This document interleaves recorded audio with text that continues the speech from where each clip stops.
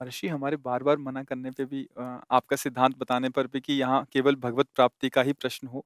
कोई प्रश्न आते हैं कि मैं बीमार इन्हीं में से 4-5 प्रश्न ऐसे हैं कि मैं बीमार हूँ, कृपा कीजिए, मेरा भविष्य कैसा हो, मेरी नौकरी लग जाए। ये महाराज जी इसमें सबके लिए आपका क्या उपदेश? हाँ, ठीक है, सबके अंदर भावना होती है कि भगवान या संत जनों के पास जाकर हमारी समस्याओं का समाधान हो, उनका अच्छा विचार है। पर पहली बात तो हमारे में सामर्थ्य नहीं है ऐसी, हम अपने में सामर्थ्य नहीं देखते कि हम किसी की कामनाएँ पूर्ण कर सकें। क्योंकि भगवद आश्रित हैं, प्रेम समुद्र करुणा निधान भगवान सबका मंगल करते हैं। उन्हीं के नाम का जप करो, उन्हीं के चरणों का आश्रय ले लो, तो तुम्हारी कोई भी कामना ऐसी नहीं है जो पूर्ण ना हो जाए। पर क्या है कि हम लोग पापाचरण नहीं छोड़ते। जैसे लोग कहते हैं ना कि भई हमने देखा नाम जप करके 10-5 दिन या कुछ हमारी कामना पूर्ण नहीं हुई। नाम जप तो आप थोड़ा करें, इसके बाद जो पापाचरण कर रहे हैं, जो गलत किसी भी कामना की पूर्ति के लिए अगर राक्षसों ने भी अनुष्ठान किया तो आप पढ़ के देख लो। सब असत आचरणों का त्याग करके ऋषि मुनियों की तरह उन्होंने साधना की, मंत्र सिद्ध किया। फिर वो राक्षसी में उतर गए, पर साधना की है उन्होंने। अब किसी भी कामना की पूर्ति के लिए सेव संतरा दान करने से थोड़ी कामना की पूर्ति हो जाएगी। कि आप सोचो 10-5 हज़ार लाखों हम बेईमानी कर रहे हैं, 10-5 हज़ार बाबा जी को दे दे, सेव संतरा दे दे, वो हमारी कामना की पूर्ति कर दे। मेरी समझ के बाहर। इसलिए हम इन प्रश्नों के लिए कहते बकाया सबके प्रश्नों का समाधान है।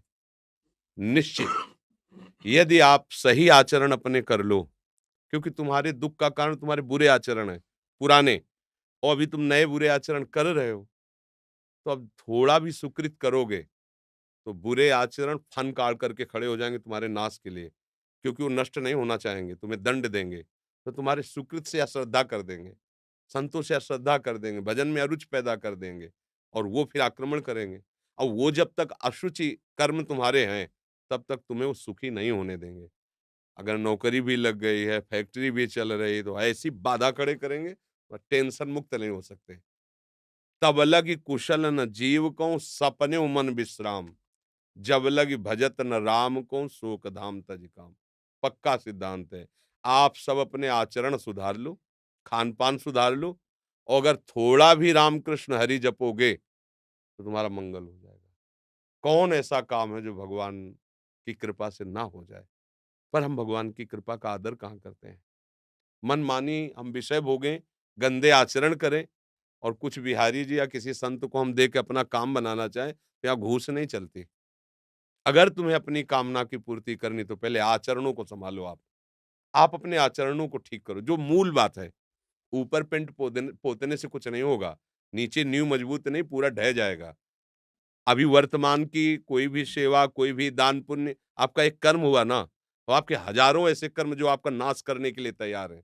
अब अगर आपको कोई बचा सकता है, तो जो उनको माफ़ कर सकता है वही बचा सकता है। वो केवल भगवान श्री हरि हैं। इसीलिए संतों की बात जल्दी समझ में नहीं आती। आप ये करो, ये दान करो, ये पुण्य करो, तुम्हारा काम हो जाएगा, तुम कर दो। नहीं होगा, करके देख लो। क्यों? क्योंकि जो तुम दान पुण्य कर रहे हो ये इतना बड़ा है, और तुम्हारे पहाड़ जैसे पाप जमा हो, तुम्हें सुखी कैसे होने देंगे? तब तुम्हें अश्रद्धा हो जाएगी कि ये, तो इसलिए मूल बात है, कोई भी ऐसी बात नहीं जो हमारे भगवान पूर्ण ना कर सके। पर आपको नियम से चलना होगा। आप शराब पियो, मुर्गा बकरा खाओ, व्यभिचार करो पाए माई माई बहन से, चोरी करो, हिंसा करो, और आप सोचो उससे कुछ हम धन दान करके या कोई हमारी कोई कामना की पूर्ति करने में समर्थ नहीं भगवान के सिवा। तुम चाहे जितने पातकी हो, भगवान का आश्रय ले लो।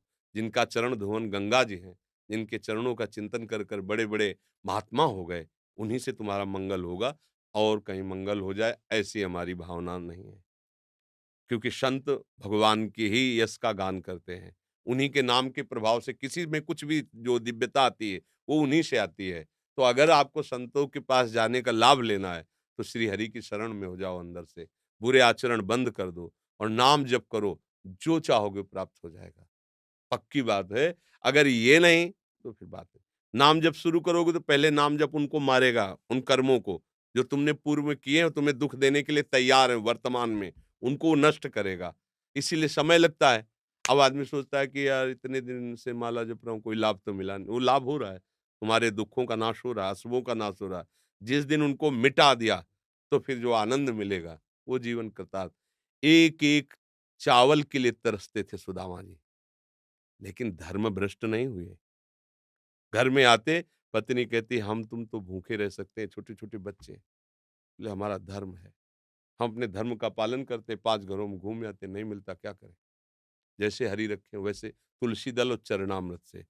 तो जैसी द्वारिकापुरी थी वैसे ठाकुर ने खड़ी कर दी सुदामापुरी। थोड़ा इंतज़ार करें, धर्म से चलें। पर हम तो धर्म से कहाँ चलते हैं। अगर हमको लगा कि 2 लाख का हमें फ़ायदा मिल जाएगा झूठ बोलने से या इसकी हिंसा करने से, हम चूकते नहीं हैं। अपने स्वार्थ के लिए बेचारे निर्बल पशुओं की हत्या कर दें। अब चाहो सुख कैसे हो सकता है? करो कुकर्म, पापाचरण करो, मनमानी आचरण करो, इसके बाद सुख चाहो ऐसा कैसे हो सकता है? बो बबूल और सोचो कि हमें आमरस मिल जाए, कैसे मिल जाएगा आमरस? तुमने बबूल बोया तो वही काटना पड़ेगा। अब वो नाटक में फँसे हुए हमारी वृत्तियाँ हैं तो हमको कोई बड़ा मतलब कैसे तुम्हें बताएँ? बिल्कुल उसको परिचय नहीं भगवान का। और जाते हैं लोग, हमारा दुःख दूर कैसे हो? बोले तुम्हें एकांतिक तुम्हें बलि देनी पड़ेगी।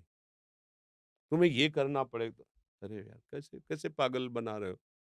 किसी की हत्या करके, किसी की हिंसा करके, किसी से व्यभिचार करके किसी का मंगल होने वाला है? खुद पता नहीं उसको मंगल किसे कहते हैं। एकमात्र अगर मंगल है तो भगवान के भजन में किसी का आशीर्वाद तुम्हें नहीं बचा सकता। हमारी बात पक्की मान लो। तुम्हारा आचरण ही तुम्हें बचाएगा। ये बार-बार हम तुम्हें कह रहे हैं। अगर तुम गलत करते हो तो तुम्हें कोई नहीं बचा सकता। और अगर तुम सही से चलते हो तो तुम्हें कोई नहीं मिटा सकता, कोई गिरा नहीं सकता क्योंकि भगवान वहीं देख रहे हैं जहाँ आप हो। आजकल हमारे लोगों की क्या बुद्धि है? हम तो खूब भोग भोगे मनमानी और ये साधु महात्मा जो भजन करते हैं ना, इनको कुछ दे देंगे बेचारे, वो भजन करके हमारा सब कुछ सुधारते रहेंगे। ऐसा कभी हुआ है? कभी हो सकता है? नहीं हो सकता। अगर ऐसा कहीं है, वो नहीं है, जो होना चाहिए वो नहीं है। एक ही बात है, आप अपने को सुधार लीजिए, आप अपने आचरण पवित्र कीजिए और नाम जप कीजिए, सब ठीक हो जाएगा। समय लगेगा, पर जब दीपक की तरह जलोगे, कुल परंपरा तक चलते रहोगे और एकदम हाइलोजन की तरफ फ्यूज हो जाओगे। अधर्म क्या करता है? हाइलोजन की तरह अरे फटाफट गाड़ी आई, फटाफट रुपया, पैसा और सब और फिर क्या हुआ? पूरा परिवार गाड़ी की चटनी बन गया। अरे बोले हो गया। ये अधर्म है। ऐसे ऊपर ले जाएगा तो आपको लगेगा बहुत ऊँचाई पे नहीं, ऊपर से छत से फेंके जाओगे तुम ऊँचाई से। और धर्म से चल रहा है ना, हो सकता है कि उसको घी लगाने को ना मिले रोटी में, लेकिन उसके बच्चे स्वस्थ होंगे। उसका परिवार शांत होगा, आनंद होगा, धीरे-धीरे वो बढ़ेगा। भजन कर रहा है, सत्य से चल रहा है, आज दुखी है, एक दिन वो सुखी हो जाएगा। अधर्म से चल रहा है, पापाचरण कर रहा है, आज वो बढ़िया-बढ़िया तुम्हें दिखाई दे रहा है, एक दिन मिट्टी में मिल जाएगा। अब ये बातें तो चुभने वाली हैं, तो ये बातें सबको पसंद नहीं आती हैं। कितना नाटक है? तुम करो पाप और तुम्हारे को सुख मिल जाए, कैसे हो सकता है भाई, कैसे हो सकता है? बस हम कुछ दे देंगे। अगर साधु तुमसे लेने के लिए चाह कर रहा है, तो तुमसे ज़्यादा गिरा हुआ तो वही बात है ना। तुम उसके दाता हुए, वो तुम्हारा भिखारी हुआ। केवल आचार्यों ने रोटी माँगने का आदेश किया है, विरक्त भाव से रोटी माँगकर पेट भर सकते हैं। ऐसे प्रभु की प्रेरणा से वो यहीं वही रखेगा जिसकी प्रभु प्रेरणा कर रहे हैं, अन्यथा यहाँ नहीं। तुम्हारी ताकत नहीं कि तुम निकाल के रख सको। प्रभु अगर रख दिया है और प्रभु की प्रेरणा नहीं हुई है, तो शाम तक उसको नष्ट कर दिया जाएगा। शाम तक उसे बिल्कुल नष्ट कर दिया जाएगा। कई बार हमने देखा प्रभु की लीला, कि ऐसा विधा फेंकवा दो, तुरंत फेंको, यमुना जी में जाकर तुरंत फेंको। हटाओ इसको, तुरंत यहाँ से हटाओ। भगवान के आश्रित होने पर ही काम बनेगा, पापाचरण करके ठगा नहीं जा सकता संत महात्माओं को, जो भगवत मार्ग के पथिक हैं। और अगर वो उनको ये है कि आपसे कुछ लेके, तो उनके पास है ही नहीं कुछ, क्या देंगे आपको?